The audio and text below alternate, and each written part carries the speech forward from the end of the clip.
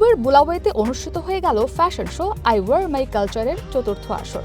জমকালো এই ফ্যাশন শোতে অংশ নেন দেশটির স্বনামধন্য সব ফ্যাশন ডিজাইনার। তবে এবারের আসরে স্পটলাইট কেড়েছেন ফ্যাশন ডিজাইনার পেনেলোপ লাচা। জিম্বাবুয়ের ঐতিহ্যকে আধুনিক নান্দনিকতার মিশেলে উপস্থাপন করেন তিনি, যা নজর কেড়েছে দেশটির ফ্যাশন বোদ্ধাদের। আমি সবসময় ফ্যাশন সচেতন। ছোটবেলায় আমি খুব বেখেয়ালি ছিলাম, প্রায়ই আমার পোশাক ছিঁড়ে যেত। সে সময় সুই সুতো দিয়ে ছেঁড়া অংশগুলো কেটে নতুন করে সেলাই করতাম। এভাবেই আমার শুরু। লাচা বলেন, এই আয়োজনের মাধ্যমে জিম্বাবুয়ের বিভিন্ন উপজাতির সংস্কৃতি সম্পর্কে তার ধারণা আরও গভীর হয়েছে। শুধু তাই নয়, ফ্যাশনের মাধ্যমে গল্প বলার দক্ষতাও বেড়েছে।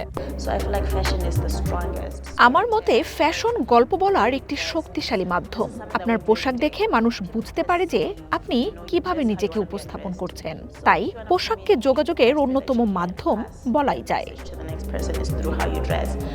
সান্ধ্যকালীন এই আয়োজনে পেনেলোপ লাচা ছাড়াও আরও 16 জন ডিজাইনার অংশ নেন। পুরো ফ্যাশন শোটি আয়োজনে সহায়তা করেছে ব্রিটিশ কাউন্সিল।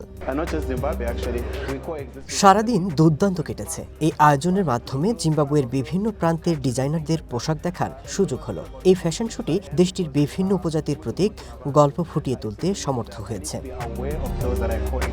ফ্যাশন শো জুড়ে ছিল জিম্বাবুয়ের Ndebele, Sotho, জোসা, ভেন্ডা, Khoisan, Namibia, Chewa, Tonga, Shangani, Kalanga সহ বিভিন্ন উপজাতির ঐতিহ্যবাহী পোশাক। ইসরাত মুক্তি, ওয়ান ইন্টারন্যাশনাল ডেস্ক।